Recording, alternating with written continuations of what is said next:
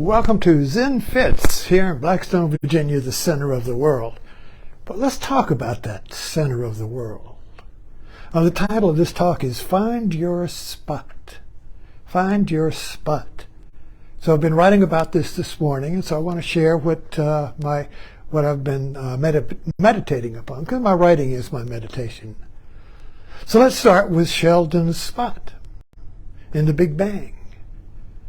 He had a spot on his sofa where all of the forces of the room come together. The temperature, the light, the angle, the view, everything. It's like a hub or an axis of a wheel, and all the spokes come to that spot. Now with a wheel, the spot moves. So what is this movable spot? Or, God used to be described, or is described in theology, as the center that has no circumference. So that spot, that center, is everywhere if there's no boundary. If there's no circumference, the center, or your spot, is everywhere. So let's talk about that in everyday mind. There is a Buddhist cosmic metaphor for this. It's called Indra's net. It's also a yoga in Hinduism. Indra's net. Indra was a god, and Indra's net was. Now you have to imagine this: that space-time is a vast net, where the interstices or the intersections of the net, there's a crystal ball. And this crystal ball reflects all the other balls. So every spot on the net has a ball that reflects the other balls. Every ball is the center that reflects the periphery, but every other center reflects the... So you have to...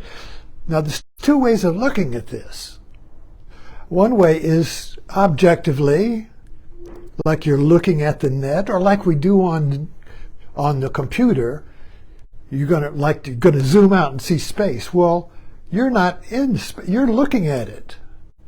You're looking at the computer, and you can zoom out. As far as you zoom out, you zoom out, you zoom out, you're still outside the zoom.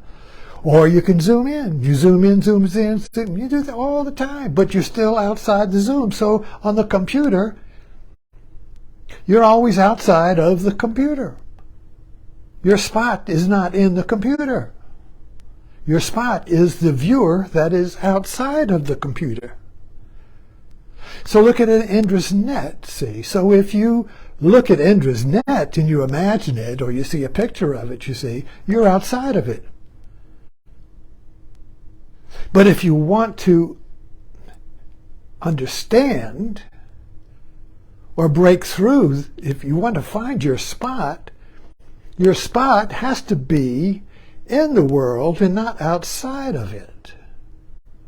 Now we do this with the computer, for instance. Now suppose there's two ways of looking at the computer. You're sitting at it and you're looking at the screen, whatever you're looking at it, and you're outside of it, right? I mean, that's obvious. You're scrolling through the computer or Facebook, and you're outside of it. That's why you can see it. But if you start writing, if you really get into writing, where are you? Have you not shifted? Are you not the computer? Are you not? In other words, look at the wheel. There is the center, and there is the periphery.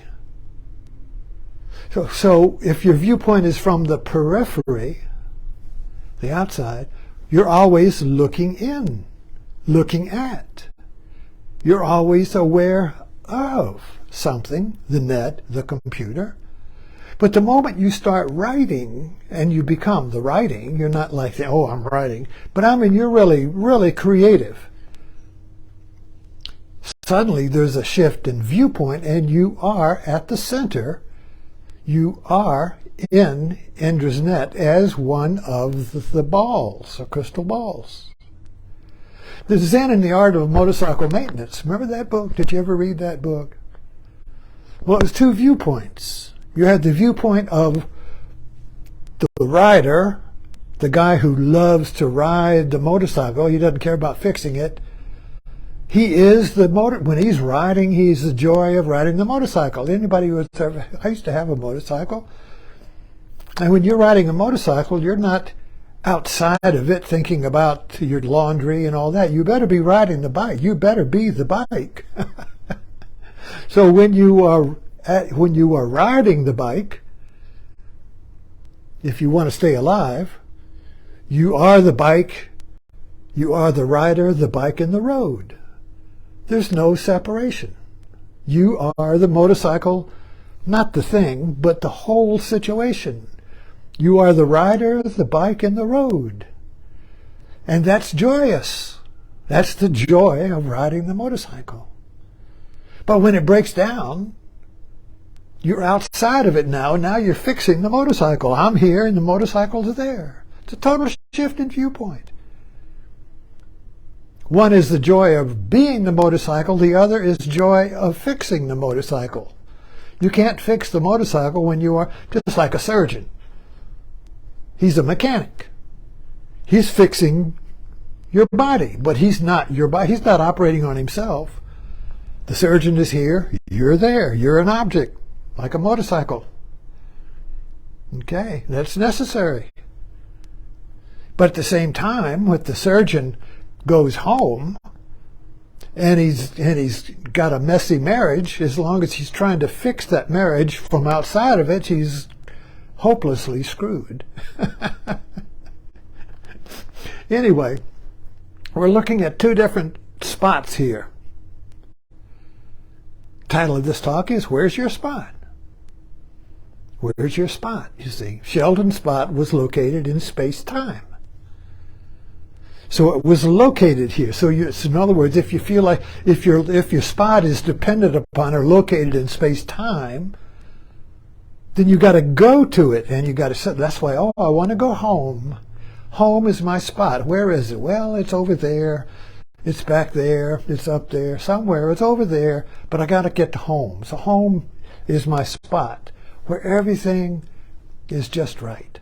Home is a metaphorical spot where I'm at the center and there's no conflict with the world, because I am the world and the world. And when you're home, we all want to be home because that's our spot. So what do? Oh, we get an RV. Now I can be home wherever I go. You see, but this is a metaphorical home. It's a way of being home. It's living in an RV is a metaphorical way of living in a movable home, movable spot. So wherever you go, you're home. You see, kind of like solves the problem, but it solves it physically in the world. You're still looking for home. You're still looking for your spot, you see. So the spot that where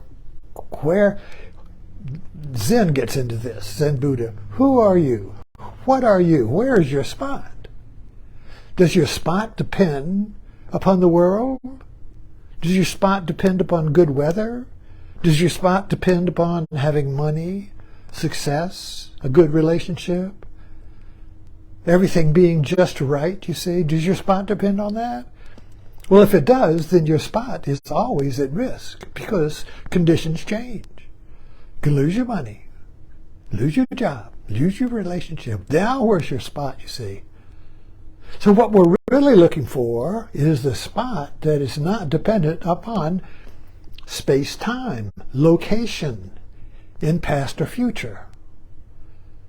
See, because when we're Buddha describes this as samsara, the wheel of the world. When we're caught in or identified, if we're in the wheel of the world, the wheel of samsara, in the world, Our spot is dependent upon location, past or future. Those who want to restore the world, like Trump, their spot is in the past. Those who want to build a new world, their spot is in the future. But the present moment is hell. I want to go back to restore the garden or get to the promised land, because this place is hell. I don't have my spot here. My spot's somewhere else. Maybe if I go to California, I'll find my spot, you see. So that if you look at it this way, I mean, everybody's looking for their spot. Nobody's in their spot.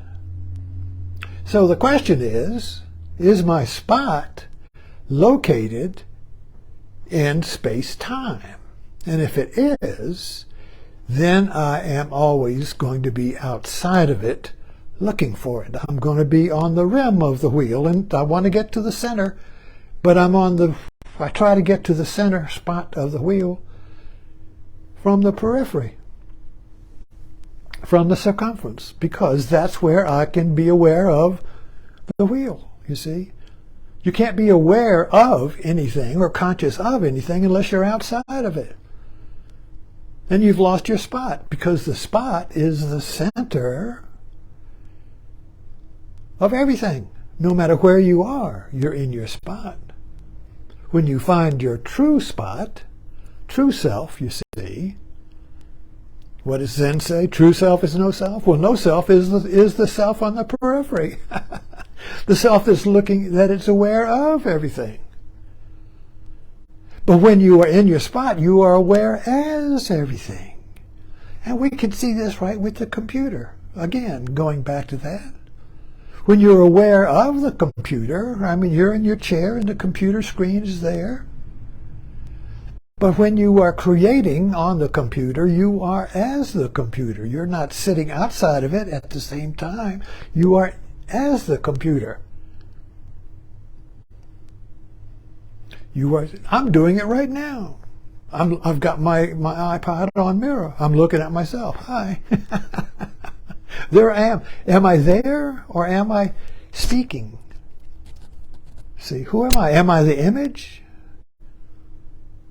Or am I the speaking? I can switch back, and if somebody comes in and says, "What are you doing?" Immediately I lose my spot. Because now I'm objectified. Now I'm their spot. Somebody comes in and stands there and watches me, and I feel self-conscious, and I go, and I forget what I'm going to say. I lose my spot. Why? Because I've become their spot. I've become their object. The spot is over there. When there is nobody here, I am my spot. I am the speaking. I am not outside of myself watching myself speak, because then I get, I may not speak right. I feel self-conscious. So the moment I get out of my spot, you see, I become self-conscious of my spot, and I'm split, and I have stage fright, and I have fear, But when you're in your spot, there's no fear. You are the world, and the world is you. From your center, from your spot, you see. So no matter where you go, you are okay, because you're home. You're in your spot, you see. It's a shift in viewpoint. It's not rocket science. And we really do this all the time, but just we're not aware of it. So, find your spot. Thanks for dropping in.